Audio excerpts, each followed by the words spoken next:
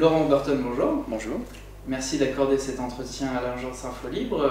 Vous êtes l'auteur de La France Big Brother, précédemment auteur aussi de La France Orange Mécanique et du roman sur la tuerie d'Utøya. Pour introduire le sujet, cet ouvrage a donc comme base, comme trame, la trame de George Orwell en 1984, Big Brother. Est-ce que tout d'abord vous pouvez revenir sur ce qu'est pour vous Big Brother et pourquoi vous avez choisi cette figure pour servir de fil rouge à votre ouvrage? Alors, dans le roman d'Orwell 1984, vous avez toute une société qui est sous une tyrannie que Orwell a imaginée en s'inspirant des régimes autoritaires soviétiques, nazis, essentiellement soviétiques. Et lui construit une forme de société pyramidale où la pyramide sociale est dominée par le parti unique, donc les cadres du régime qui répercutent des ordres qui viennent d'une entité, le sommet de la pyramide, qui s'appelle Big Brother. On ne sait pas, cet individu est représenté sur des affiches assez célèbres, et on ne sait pas vraiment tout au long du roman si cet individu a une réalité tangible ou non. Donc c'est un peu pour ça qu'on a choisi cette figure pour illustrer mon livre. Est-ce que tous ces médias, tous ces secteurs d'opinion, d'expression publique sont contrôlés par une entité, quelque chose qui pense tout et qui répercute des ordres, ou est-ce que c'est une simple collusion d'intérêts? Ça donne tellement l'impression qu'il y a un contrôle justement d'un individu ou d'une entité qu'on a choisi d'appeler ce livre La France Big Brother, parce qu'il y a beaucoup de parallèles à faire entre la société d'Orwell et la nôtre, sur le point de vue en particulier du conditionnement, sur la capacité des gens à participer, à être partie prenante dans ce conditionnement, à se persuader que la situation est normale, à accepter d'être dépourvu d'un libre arbitre, d'une pensée propre. Alors justement, dans votre ouvrage, il y a deux mots très forts sur ce conditionnement qui sont la domestication, et qui vont ensemble d'ailleurs, et le dressage. Pour vous, qu'est-ce que ces notions recouvrent et quels sont les processus qui amènent à ces notions? Alors la domestication, c'est un constat biologique qui a été fait par des éthologues, Konrad Lorenz en particulier, qui a constaté que l'homme présentait toutes les caractéristiques de la domestication. Vous avez un animal comme le chien, si on compare avec le loup, on s'aperçoit que le chien a une juvénilité prolongée, c'est-à-dire qu'il reste jeune toute son existence, il a une hypersexualité, enfin, ses instincts primaires comme l'alimentation sont complètement déréglés.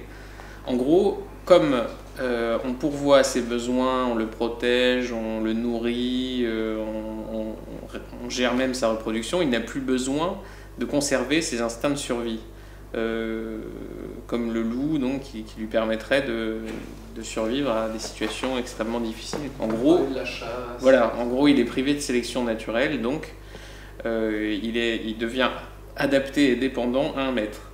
L'être humain, en fait, c'est la même chose. La société fait que nous n'avons plus besoin ni de chasser, ni de pourvoir à nos besoins, de nous-mêmes, enfin, voilà, tout ce qui exigerait un instinct de survie, on peut s'en passer aujourd'hui. On a l'agriculture, on a la médecine, ce qui fait que nous sommes à notre tour dépendants de notre société, que donc nous avons un désir très profond et très puissant de maître.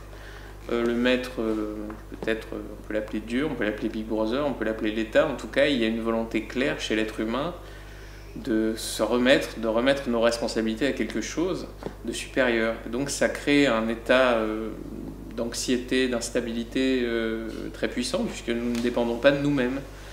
Et comme nous en sommes conscients, nous cherchons nous-mêmes la présence de ce maître, et ce qui fait que nous sommes des individus très aptes à recevoir un conditionnement, un dressage, pour le peu justement que nous ayons ce maître. Donc nous sommes prêts à renoncer à beaucoup de nos libertés, ce qu'on appelle encore nos libertés individuelles, dans cette optique-là. Quand l'être humain, l'être humain est extrêmement sensible par exemple à des récompenses et à des punitions. comme peut l'être le chien. C'est ainsi qu'on peut manipuler facilement l'homme en lui faisant miroiter une sorte de désir. La consommation donne des bons exemples de ça. Et il y a parallèlement à ça une menace de la punition qui est souvent la peur d'être exclu du groupe. Si vous n'adoptez pas l'attitude conforme, si vous ne suivez pas le troupeau, vous risquez d'être exclu, et ça, dans le psyché humain, c'est une condamnation à mort. On ne pouvait pas se permettre, en tant qu'être dépendant, d'être exclu de notre société. Donc, à partir de là, on peut très bien menacer quelqu'un, s'il ne pense pas, si sa pensée n'est pas conforme à ce qu'on attend de lui, d'être exclu du groupe. C'est exactement comme ça que procède la télévision. Quand vous avez un individu qui dérape, par exemple, il y a une menace d'exclusion, de mort sociale, et ça, c'est terrorisant. Donc c'est pour ça que la plupart des individus ont tendance à adopter des jugements conformes. Alors, vous avez employé le mot dérapage. Ça nous permet de rebondir sur l'actualité. Roland Dumas face à Bourdin sur RMC lundi matin. Bourdin demande si la femme de Manuel Valls exerce une influence sur lui, et Roland Dumas dit oui, effectivement, la judéité de sa femme a une influence sur lui. Branle-bas de combat dans la classe politique, ce sont des propos inadmissibles, l'antisémitisme, etc. En quoi cet événement vous semble justement représentatif de ce phénomène? Alors, comme je le développe dans la France Big Brother, on a créé autour en particulier de l'antisémitisme, de la Shoah, un argument d'autorité définitif qui vise à annihiler toute forme de débat à partir du moment où on s'expose. Vous savez, le conditionnement, c'est quand on aborde certains sujets sensibles, à l'instant où certains mots se prononcent, on a des alarmes qui s'allument dans notre tête, parce qu'on sait très bien que si on ne mesure pas exactement chacune de nos paroles, on a le risque de voir tomber sur nous une meute qui va s'acharner en disant vous avez dérapé, vous avez dit quelque chose qui peut sous-entendre que d'une manière ou d'une autre, votre morale n'est pas compatible avec la morale dominante, donc vous êtes un monstre, puisque par extension vous cautionnez quelque chose d'abominable. Enfin, voilà, c'est une arme très puissante et contre laquelle on a pour ainsi dire aucun recours. On peut pas se justifier quand on est accusé de choses aussi horribles. Donc on est forcément sali, perdant, et bon, c'est ce qui est arrivé à Dumas. Ça arrive régulièrement à tout un tas de personnalités publiques. Lui, il a peut-être le privilège de l'âge. En tout cas, quand il a été invité sur France 24, où on lui a presque demandé de s'excuser, il a tenu la barre et il a maintenu ses propos. Parce qu'il faut un courage presque surhumain aujourd'hui pour ne pas...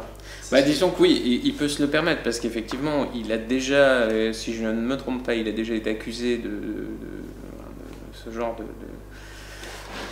d'infamie, donc il peut, lui, voilà, il n'a plus rien à perdre ni à gagner, donc il peut se permettre, c'est un peu comme Jean-Marie Le Pen, comme il le dit lui-même, il est hors piste depuis longtemps, il peut se permettre de continuer à faire ça. Par contre, quoique même au Front National, ça oui, devient gênant. Oui, c'est sûr. Essaie de l'écarter. C'est sûr. Mais en général, ce système d'excommunication fonctionne parce que à peu près tous les individus en France ont beaucoup à perdre dans leur vie sociale, dans leur carrière qu'ils ont patiemment construit. On investit tellement dans cette forme de société que si on ne peut pas prendre le risque de tout perdre en une seconde pour une phrase, et donc d'être définitivement banni de l'expression publique, de l'accès à l'existence. On doit quelque part être compatible avec les médias pour pouvoir y avoir accès. Quelque part, il y a un jeu de séduction, on est obligé de rentrer dans leur moule. Donc voilà, ceux qui peuvent se permettre ça, c'est ceux qui n'ont plus rien à perdre. On est obligé, quand on s'exprime sur un média, de choisir à ce point notre expression, qu'on sait très bien par avance que même si on a une position tranchée par rapport aux médias, on sait très bien qu'on sera loin de certaines angoisses populaires, en gros. On a beaucoup de mal à faire le trait d'union entre des positions arrêtées, des gens qui voient tous les jours une réalité, est celle que la décence morale exige qu'on contienne. Donc, de manière, comment dire, quasiment fatale, on est éloigné justement d'une forme de réalisme ou de ces bases populaires. C'est ça, hein, le très grand danger, d'autant que parmi ces médias, il y a une course au politiquement correct, à qui ira le plus loin dans cette espèce de course à la morale un peu délirante. Donc, ça devient une dérive qui coupe le monde en deux parties de moins en moins conciliables, de plus en plus défiantes. Et comme une partie a la puissance, le contrôle quasiment total de l'expression, qui peut toucher en une seconde des millions de personnes, alors que vous, quand vous êtes dans votre coin, par définition, vous ne pouvez parler qu'à votre voisin et encore. Donc il y a un déséquilibre absolu des forces en présence. Donc heureusement aujourd'hui il y a des moyens de contrebalancer un petit peu ce déséquilibre par Internet, par les médias alternatifs, par le bouche à oreille. Mais est-ce que ça suffira pour résoudre cette fracture, pour garder une sorte de tout cohérent? C'est pas sûr. Alors, l'un des trublions du politiquement correct dans les médias actuellement, c'est Éric Zemmour, qui a fait beaucoup polémique avec son dernier ouvrage Le suicide français. Alors on en parlait un petit peu avant de démarrer l'entretien. Donc la polémique en fait s'est déclinée en trois sous-parties. Premièrement, il a subi des attaques concernant un prétendu sexisme, puis on l'a accusé de réhabiliter Pétain, et dernièrement, la troisième salve d'attaque qui lui a valu son licenciement d'ITélé, ça a été des propos qu'il aurait tenus, mais qui, dans la réalité, qu'il n'a pas tenus, concernant les musulmans. En quoi la sortie du livre de Zemmour, justement, illustre tout ceci? Alors, en clair, Zemmour, ça fait très longtemps que ce système médiatico-politique veut sa peau. Certains l'ont énoncé de manière on ne peut plus claire. Je pense à Bruno Roger-Petit qui en gros disait « Le jour viendra où il ira trop loin, tout le monde lui tombera dessus, ce sera fini, ce sera la mort sociale. » Il l'a dit en ces termes, on ne peut pas être plus clair. Donc, de toute façon, quand Zemmour prend la parole, d'autant plus quand il a une actualité forte où beaucoup de médias parlent de lui, l'invitent, etc., dans les temps forts de la promotion, en insistant particulièrement sur certains thèmes justement où là toutes les alarmes s'allument. Si Zemmour va un petit peu trop loin par rapport aux bornes de la décence morale, tous ces gens en profiteront pour lui tomber dessus et essayer par une sorte d'effet de masse de vraiment c'est au-delà de le diaboliser, mais de le salir de manière irréversible. C'est très compliqué parce que Zemmour a un talent quand même oral réel, donc parvient à parer les coups, d'autant qu'il bénéficie d'un soutien populaire quand même important. Ses livres se vendent très bien, donc c'est quand même assez difficile pour eux, d'autant que à force d'utiliser ces armes d'indignation un peu hystériques, elles perdent beaucoup en puissance. C'est un classique. Quand vous utilisez systématiquement, vous avez recours au même procédé, au bout d'un moment, ça lasse un peu.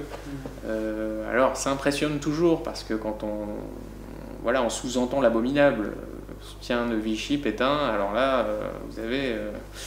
on sent que la mort est très proche. Alors qu'il ne soutenait même pas Vichy, il faisait que citer les travaux d'un historien, Alain Michel. Voilà, mais déjà ça, c'est déjà trop, parce que dans le règne de Big Brother, le mal doit être très mal, le bien doit être très bien. On parle à des enfants, c'est comme un dessin animé de Walt Disney. Les méchants sont très méchants, les gentils sont très gentils, il n'y a aucune nuance possible.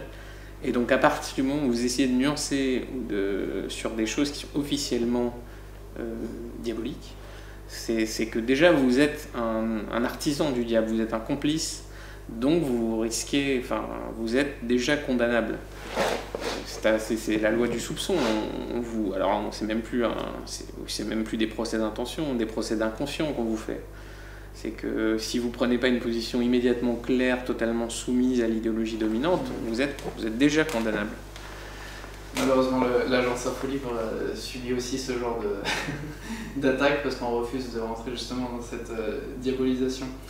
On va s'intéresser un petit peu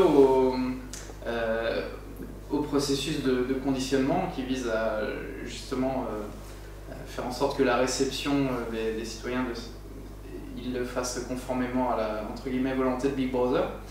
Vous consacrez un gros chapitre à l'éducation.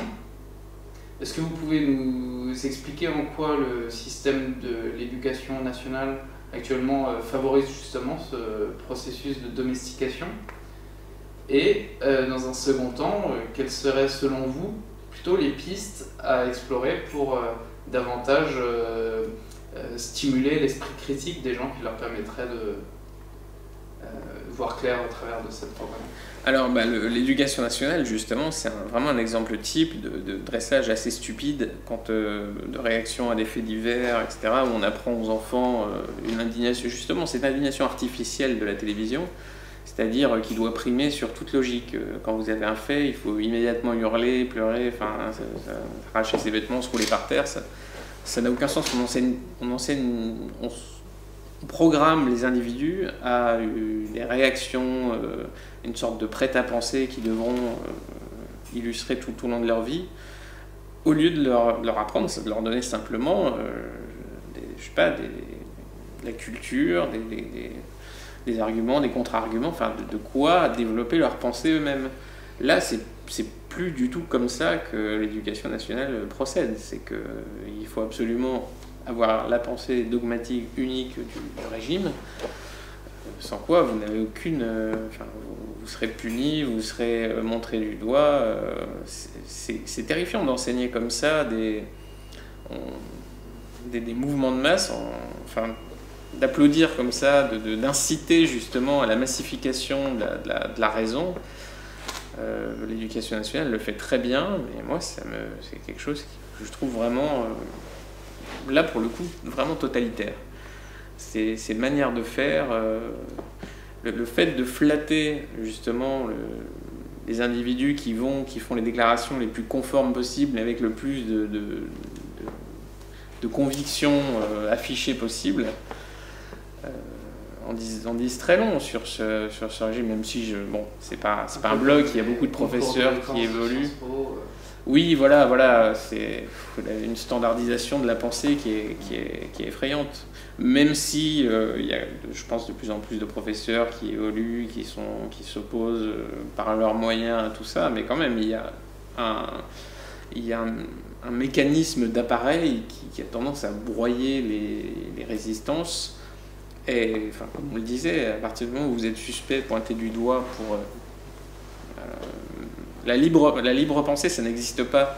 On ne voit pas les choses comme ça. On imagine tout de suite que derrière cet alibi de libre penseur se cache un tas de raisons potentiellement malhonnêtes et malveillantes, dangereuses, anti-républicaines, tout ce qu'on veut. Donc, la plupart des gens qui tiennent à leur tranquillité, à leur poste, n'ont pas envie de s'opposer à cette machine. Donc, ils prennent la position dominante, quand bien même, peut-être que cette position n'est pas si dominante que ça finalement. Mais le jeu de mouvement est tel que, voilà, on préfère suivre le troupeau